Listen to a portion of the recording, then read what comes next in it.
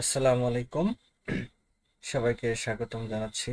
আমি মোহাম্মদ রুবেল মাহমুদ।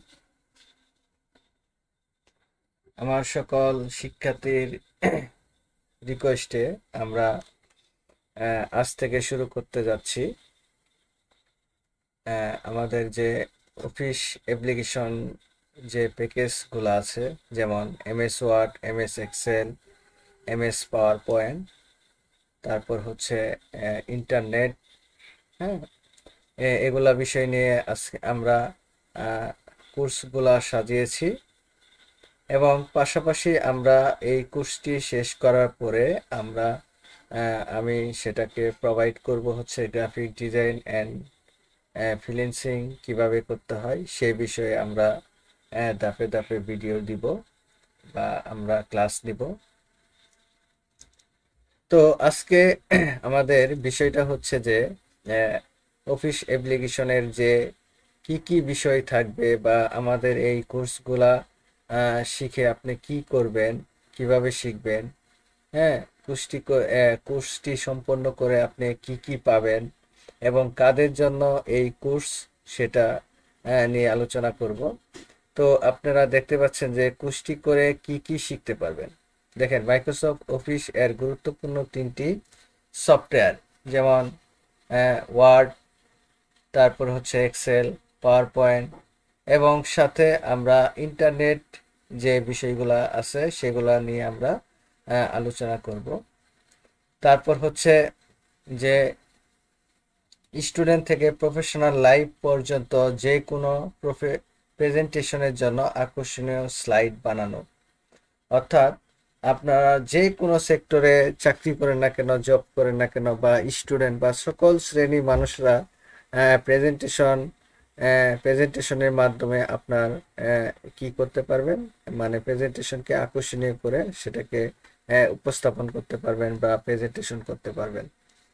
তারপর হচ্ছে মাইক্রোসফট পাওয়ার পয়েন্ট ব্যবহার করে বেসিক শেপ থেকে 3D মডেল বানানো কৌশল। মাইক্রোসফট অফিস এর বেসিক থেকে অ্যাডভান্স লেভেল পর্যন্ত সকল দিক নির্দেশনা। একাডেমি লাইভে পেপার ও অ্যাসাইনমেন্ট লেখা।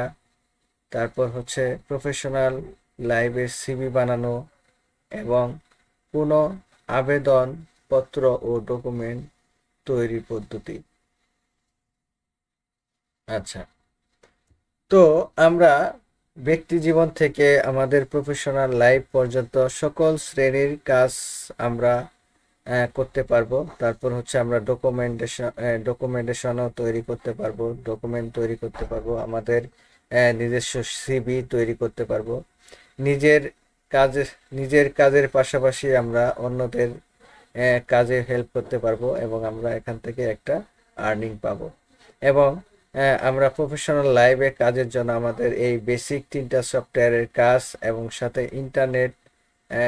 ইন্টারনেট সম্পর্কে আমাদের অবশ্যই মাস্ট বি জানতে হবে। তো এক্সেল সম্পর্কে, এক্সেলে কিভাবে কাজ করতে হয়, আমাদের salary sheet, result sheet, monthly budget, A to Z each and everything আমরা এক্সেলের কাজগুলা কমপ্লিট করব।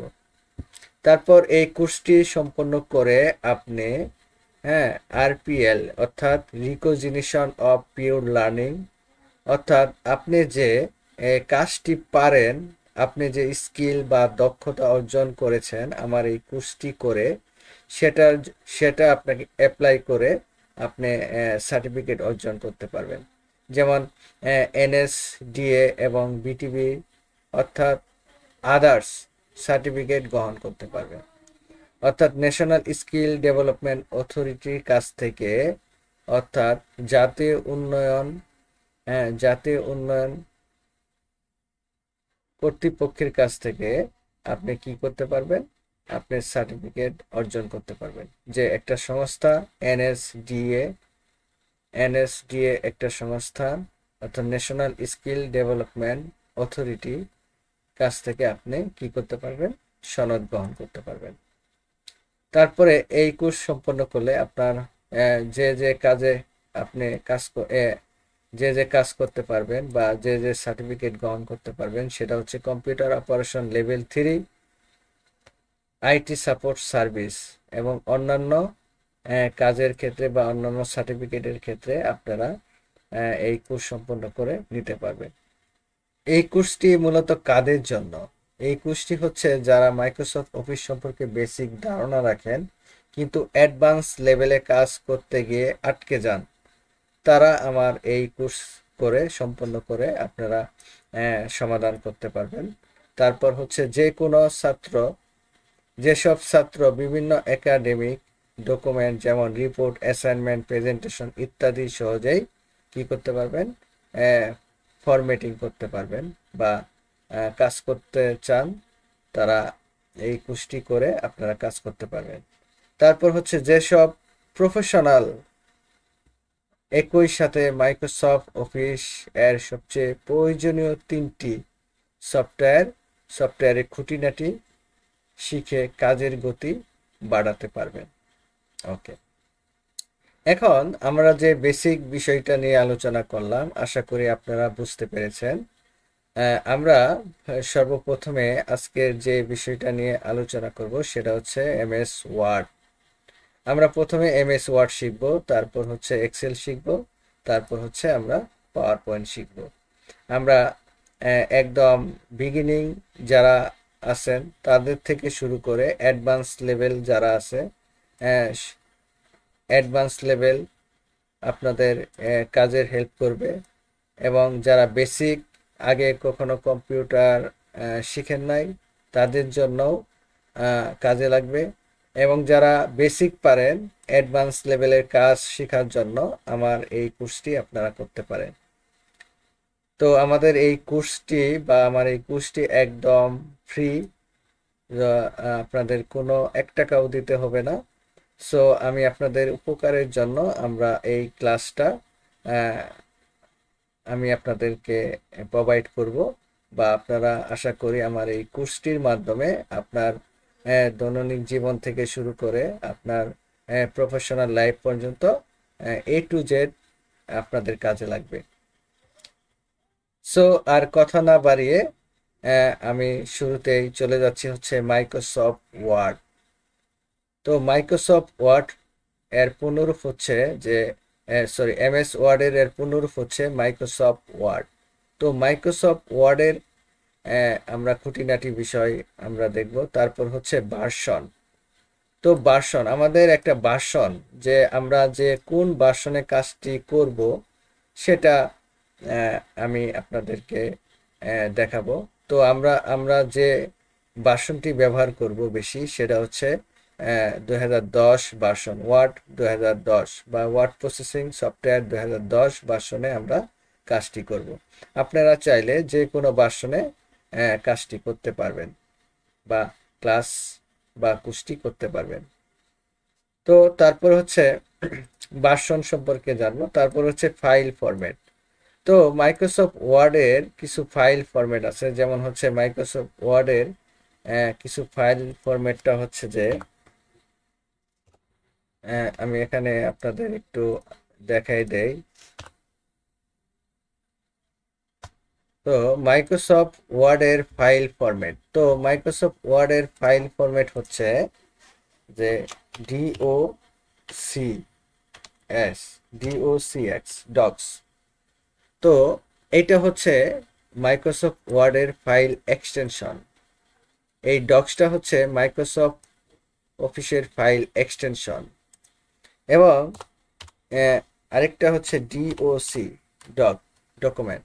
তার মানে হচ্ছে যে 2007-এর ভার্সনের আগের যারা মাইক্রোসফট অফিস ওয়ার্ড ব্যবহার করেছিলেন বা ওয়ার্ড প্রসেসিং সফটওয়্যারটি ব্যবহার করেছিলেন, তাদের হচ্ছে তখন ছিল হচ্ছে DOC ডক। কিন্তু 2007 থেকে শুরু করে আপডেট যে ভার্সনগুলা ব্যবহার করতেছেন সেটা হচ্ছে যে DOCX ডক্স।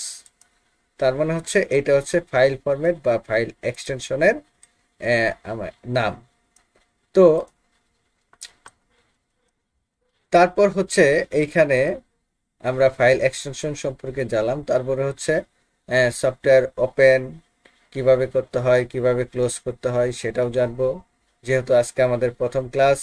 তারপর হচ্ছে সফটওয়্যার সম্পর্কে পরিচিতি সম্পর্কে জানবো, তারপর হচ্ছে আরো কিছু সেটিং নিয়ে প্রাথমিক আলোচনা করব। তারপর হচ্ছে আহ, তারপর হচ্ছে আমাদের আমরা ক্লাসটা শেষ করার আগে আপনাদের দ্বিতীয় ক্লাসে কি কি নিয়ে আলোচনা করব সেই বিষয়েও আমি আপনাদেরকে আগাম ধারণা দিব। ওকে, তো মাইক্রোসফট ওয়ার্ডটা কি দেখেন। মাইক্রোসফট ওয়ার্ড, তো মাইক্রো শব্দের অর্থ হচ্ছে ক্ষুদ্র, ওয়ার্ড হচ্ছে যে শব্দ। তে মাইক্রোসফট ওয়ার্ড হচ্ছে যে মাইক্রোসফট ওয়ার্ডটি হচ্ছে যে আপনার এখানে যে বিষয়টা আছে, এটা একটা মাইক্রোসফট অফিস গ্রুপের একটি সফটওয়্যার। তো মাইক্রোসফট ওয়ার্ড হচ্ছে এক ধরনের ওয়ার্ড প্রসেসিং সফটওয়্যার, যেটার মাধ্যমে আমরা যেটার মাধ্যমে আপনারা কি করতে পারবেন, কোনো লেখালেখির কাজ সম্পন্ন করতে পারবেন, কিছু ডিজাইনের কাজ সম্পন্ন করতে পারবেন, এবং আপনার এ টু জেড দৈনন্দিন জীবন থেকে যা লেখালেখির ব্লগ, আর্টিকেল, তারপর সিভি তৈরি করা থেকে শুরু করে এ টু জেড কাজ আপনারা এই মাইক্রোসফট ওয়ার্ড দিয়ে করতে পারবেন। তাহলে মাইক্রোসফট ওয়ার্ড হচ্ছে এক ধরনের ওয়ার্ড প্রসেসিং সফটওয়্যার।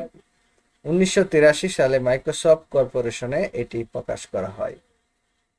তো মাইক্রোসফট ওয়ার্ড হচ্ছে অত্যন্ত জনপ্রিয় একটি ওয়ার্ড প্রসেসর সফটওয়্যার বা অ্যাপ্লিকেশন সফটওয়্যার, যেটার মাধ্যমে আপনার এটা অত্যন্ত জনপ্রিয় এবং এটা অনেক পপুলারিটি অর্জন করেছে, যা একমাত্র মাইক্রোসফট ওয়ার্ডটির মাধ্যমে বেশ জনপ্রিয় হয়ে উঠেছে এবং আমাদের ওয়ার্ল্ড ওয়াইড এবং আমাদের বাংলাদেশ এবং ওয়ার্ল্ড ওয়াইড সবাই প্রত্যেকেই কিন্তু এই ওয়ার্ড প্রসেসর সফটওয়্যার বা মাইক্রোসফট ওয়ার্ড ব্যবহার করে থাকেন।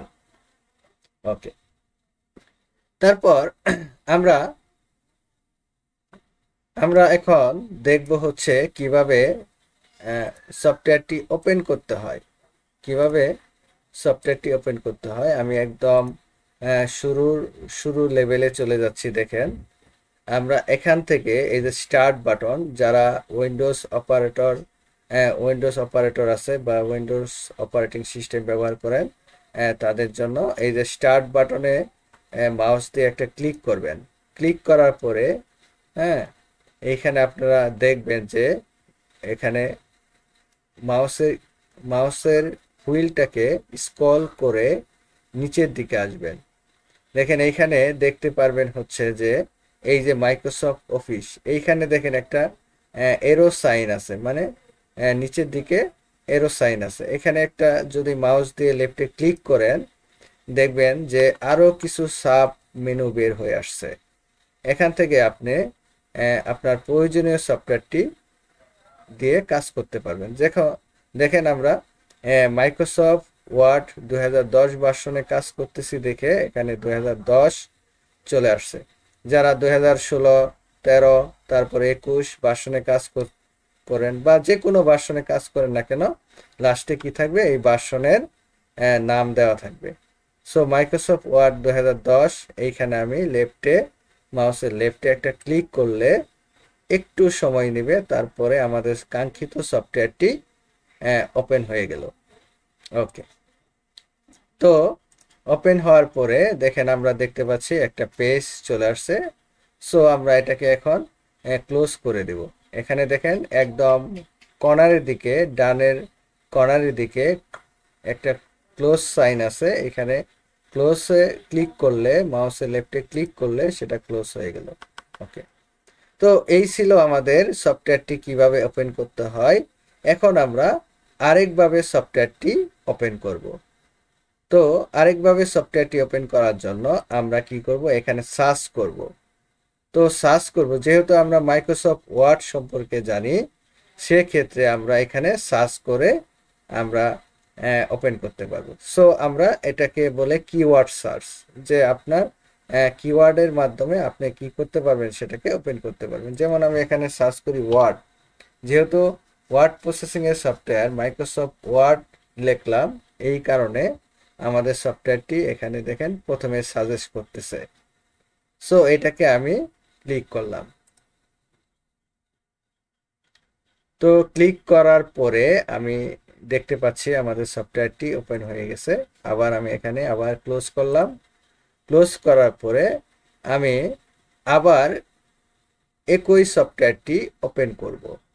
তো ওপেন করার জন্য আমি একটু ভিন্ন পদ্ধতিতে ওপেন করব।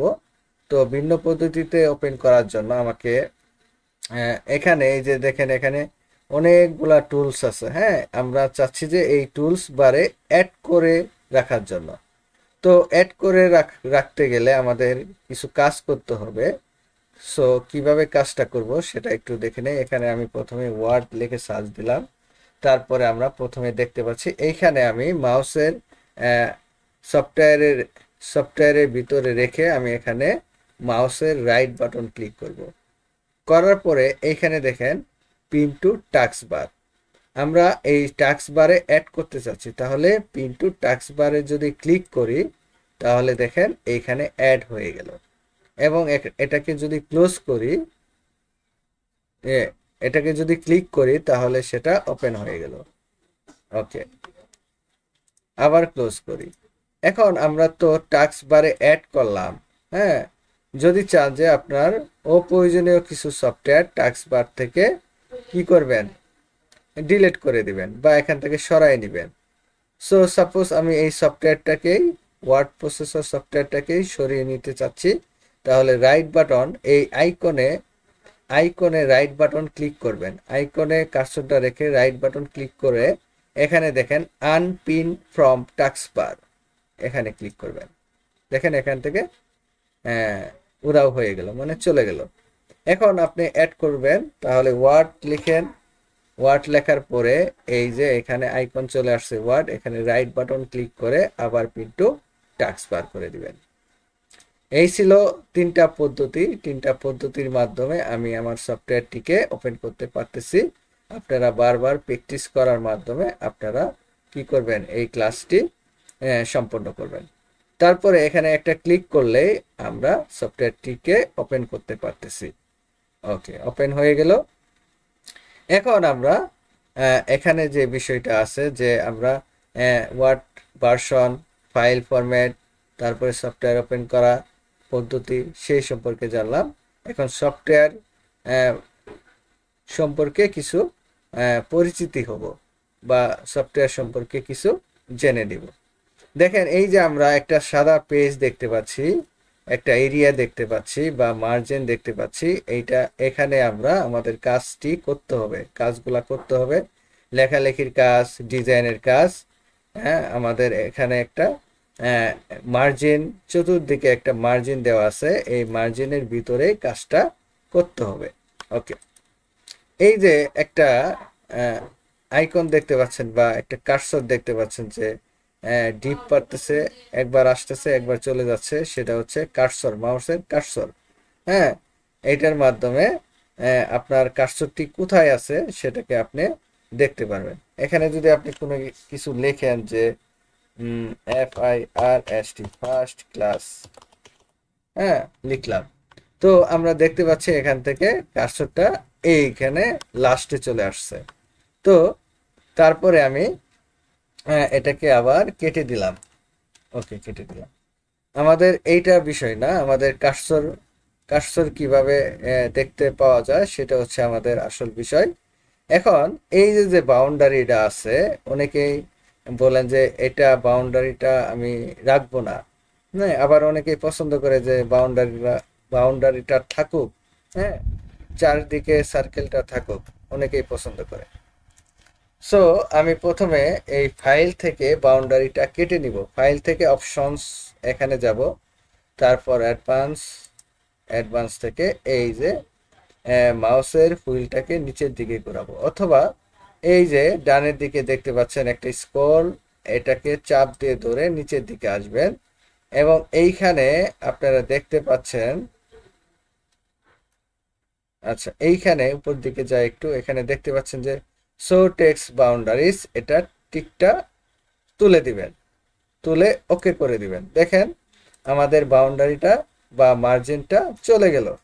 এখন আবার আমি আনবো, তাহলে কিভাবে, ফাইল থেকে অপশনস থেকে অ্যাডভান্স থেকে এই কার্সরটিকে একটু নিচের দিকে নিয়ে যান স্ক্রল করে, এবং এইখানে দেখতে পাচ্ছি শো টেক্সট বাউন্ডারিজ, এটাকে চেক করে দিবেন। ওকে, টিক দিয়ে ওকে দিতে হবে। তারপর দেখতে পাচ্ছি বাউন্ডারিটা আবার চলে আসছে। ওকে, তারপর আমি এখান থেকে দেখেন ফাইল, হোম, তারপর হচ্ছে ইনসার্ট, পেজ লেআউট, এগুলা প্রত্যেকটা হচ্ছে মেনু আইটেম। এগুলা হচ্ছে এক একটা মেনু আইটেম। ওকে, প্রত্যেকটা যেহেতু আমাদের মেনু আইটেম, এই প্রত্যেকটা ইনসার্ট, পেজ লেআউট এক একটা মেনু আইটেম, আর এটাকে একত্রে বলে হচ্ছে মেনু বার। ওকে, মেনু বার। তারপরে হচ্ছে যে আমি যখন ইনসার্টে ক্লিক করি, ইনসার্টে ক্লিক করলে আরো ক্ষুদ্র ক্ষুদ্র টুলস দেখতে পাচ্ছি।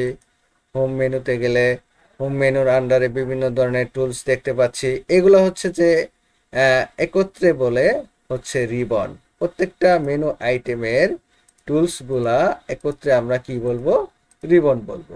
ওকে, তাহলে উপরে দেখেন এই যে লাল যে কালারটা আছে, ডকুমেন্ট 1, আমাদের এই ফার্স্ট ডকুমেন্ট আমি ওপেন করে কাজ করতেছি বিদায় এখানে ডকুমেন্ট 1 চলে আসছে।